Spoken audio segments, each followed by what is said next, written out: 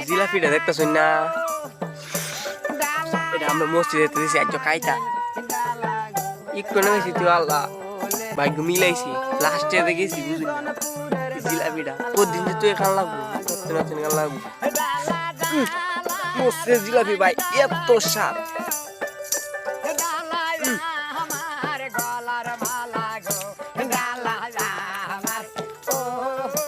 জিলাপিটা আমি পাইলাম না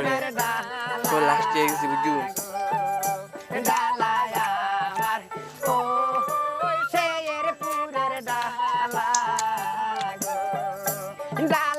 কিনে খালি বেশি স্বাদ লাগে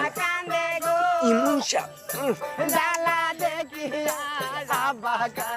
জিলাপিটা